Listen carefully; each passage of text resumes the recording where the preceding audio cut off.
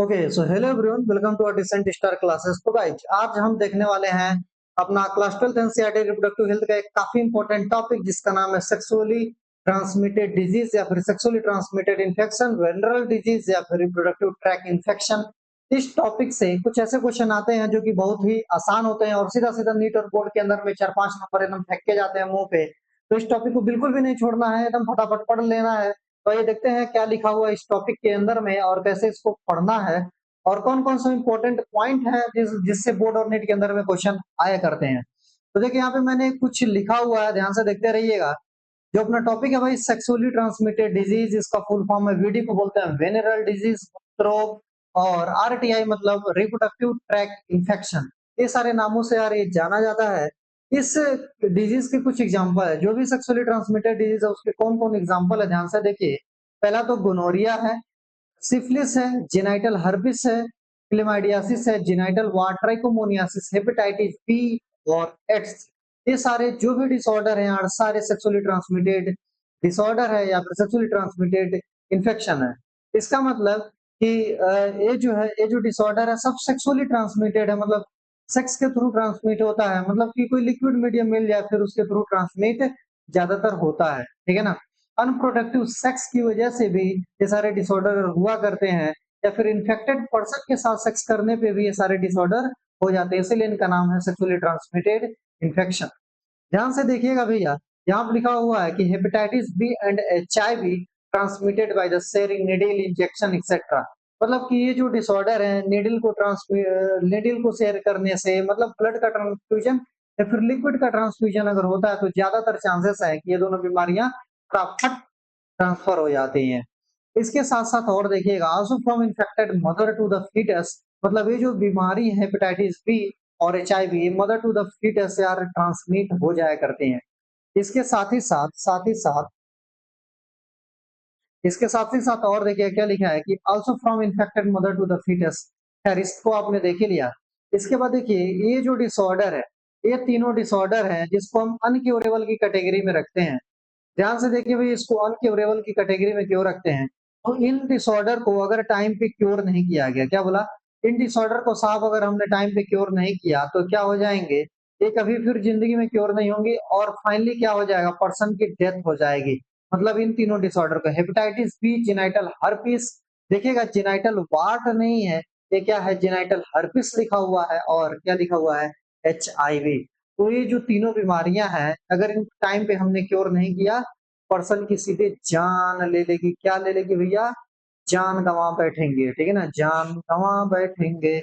इसके बाद अगला देखिएगा, अदर डिजीज, बाकी जो भी डिजीज होते हैं, अगर इनको टाइमली इनका इलाज कर दिया गया तो सारे के सारे डिजीज क्या हो जाएंगे भाई, क्योर हो जाएंगे। इसके साथ ही साथ इन्फेक्टेड फीमेल जो होती है, ज्यादातर क्या होता है, ये सिम्टोमेटिक होती है। मतलब जो सेक्सुअली ट्रांसमिटेड इन्फेक्शन अगर फीमेल में होता है तो फीमेल के अंदर में क्या होता है, इनिशियल कंडीशन में, मतलब शुरुआती तौर पे इनके बॉडी के अंदर में कोई भी सिम्टम दिखाई नहीं देते हैं, पर जैसे जैसे कॉम्प्लिकेशन बढ़ता जाता है फिर कुछ ये सिम्टम दिखाई देते हैं। अच्छा, इनिशियल दौर में कुछ जैसे ऐसे सिम्टम दिखाई देते हैं, जैसे पेल्विक इन्फ्लामेटरी डिसऑर्डर हो जाएगा, कुछ इचिंग हो जाएगा, कुछ वाटरी फ्लूइड का लॉस हो जाएगा, कहाँ से, फीमेल जेनिटल ट्रैक्ट के थ्रू।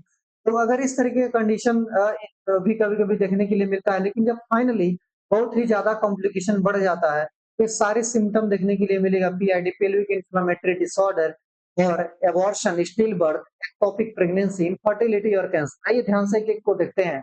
देखिएगा ध्यान से भैया, क्या है पेल्विक इन्फ्लेमेटरी डिसऑर्डर, मतलब कि जो जेनिटल ऑर्गन है, जो पेल्विक रीजन है, पूरा का पूरा क्या होता है, फ्लेम हो जाता है, ठीक है ना। और क्या हो जाएगा, और कॉम्प्लिकेशन में क्या हो जाएगा, अबॉर्शन। अगर फीमेल प्रेग्नेंट है और सेक्सुअली ट्रांसमिटेड इन्फेक्शन हो गया तो कई बार चांस हो जाता है कि बेबी रुकेगा नहीं, अबॉर्शन हो जाएगा बेबी का, ठीक। इसके साथ ही साथ स्टील बर्थ का मतलब ये होता है कि टाइम से पहले ही बेबी की डिलीवरी हो जाना, ठीक है ना, टाइम से पहले ही बेबी की डिलीवरी हो जाती है, जिसको बोलते हैं स्टील बर्थ। और क्या होता है, एक्टोपिक प्रेगनेंसी। एक्टोपिक प्रेगनेंसी का मतलब ऐसे समझिएगा ध्यान से कि फॉलोपियन ट्यूब के अंदर में जाइगोट को इम्प्लांट कहाँ पे होना है। देखो, जाइगोट को इम्प्लांट कहाँ पे होना है, यूटेरस के अंदर में होना, ठीक है ना। यूटेरस को छोड़ करके कभी कभी जाइगोट फॉलोपियन ट्यूब में क्या हो जाता है भैया, इम्प्लांट हो जाता है, ठीक है ना। फॉलोपियन ट्यूब में सोचो जाइगोट पढ़ने लगा, मोरुला बनने लगा, वहीं पे उसकी ग्रोथ होने लगेगी। मतलब कि यूटेरस को छोड़ करके, ठीक है ना? यूटेरस को छोड़ करके अगर किसी भी रीजन में लाइक फ़ॉलोपियन ट्यूब या फिर इधर-उधर कहीं पर भी अगर इम्प्लांटेशन होता है तो उसको बोलते हैं एक्टोपिक प्रेगनेंसी। तो देखो अगर फ़ॉलोपियन ट्यूब क्योंकि एक खुली-सी पाइप है, ठीक है ना? अगर वहाँ भी इम्प्लांटेशन हो जाए तो क्या बेबी के डेवलपमेंट हो पाएगा? बिल्कुल नहीं। तो इसीलिए इस कंडीशन को बोलते हैं एक्टोपिक प्रेगनेंसी। इसके साथ ही साथ इनफर्टिलिटी भी देखने के लिए मिलेगा और इसके साथ-साथ कैंसर जैसी बीमारी भी देखने के लिए भैया मिल सकती है। देखिएगा ध्यान से जो सबसे ज़्यादा वल्नरेबल एज ग्रुप है कौन-सा? वो है 15 टू 24 ईयर मतलब इस एज ग्रुप के लोग जो होते हैं सेक्सुअली ट्रांसमिटेड इन्फेक्शन के लिए मतलब सेक्सुअली ट्रांसमिटेड इन्फेक्शन के लिए सबसे ज़्यादा यार वल्नरेबल होते हैं। मतलब सबसे जल्दी चपेटे में आ जाते हैं 15 टू 24 ईयर क्योंकि ये यही वो एज है जिस एज में लोग सेक्स को एन्जॉय करना चाहते हैं। सेक्स को क्या बोलते हैं एज़ अ प्लेज़र लेते हैं, ड्राइव करना चाहते हैं, ठीक है ना? तो ये सारे हार्मोनल चेंजेस इसी टाइम पे आता है और लोग हर चीज़ को एक्सपीरियंस करना चाहते हैं, सेक्स को एक्सपीरियंस करना चाहते हैं और क्या ड्रग्स को एक्सपीरियंस करना चाहते हैं। तो उसके थ्रू क्या हो जाता है सेक्सुअल ट्रांसमिटेड इन्फेक्शन हो जाया करता है। इसके साथ ही आगे बढ़ते हैं, अवॉइड कैसे करना चाहिए, ठीक है ना? कैसे अवॉइड करें? तो पहला तो चीज़ यही है कि किसी भी अननोन पार्टनर के साथ बिल्कुल सेक्सुअल इंटरकोर्स जो शारीरिक संबंध बिल्कुल भी ना बनाएँ। दूसरा ड्यूरिंग द सेक्सुअल इंटरकोर्स अगर आप कर भी रहे हैं, ऑलवेज़ यूज़ द कंट्रासेप्टिव कुछ कंट्रासेप्टिव यूज़ करें, चाहे आप मेल कंट्रासेप्टिव को यूज़ करें, चाहे फीमेल कंट्रासेप्टिव को यूज़ करें, आइदर मेल कंडोम और फीमेल कंडोम कुछ तो यूज़ करना पड़ेगा या फिर मतलब जो भी कंट्रासेप्टिव मेथड, ठीक है ना?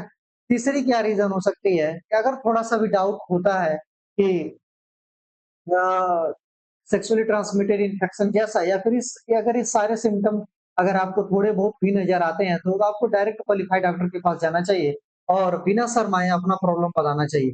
एनसीईआरटी में एक और लाइन लिखा गया है कि कभी-कभार क्या होता है कि फीमेल शर्म की वजह से या फिर किसी भी वजह से क्या होता है, वो चीज़ें शेयर नहीं करती हैं और बाद में कॉम्प्लिकेशन हो जाता है, तो बाकी सारे ये जो कॉम्प्लिकेशन आ जाते हैं। कभी-कभी इनफर्टिलिटी, अबॉर्शन ये सारी चीज़ें हो जाती हैं।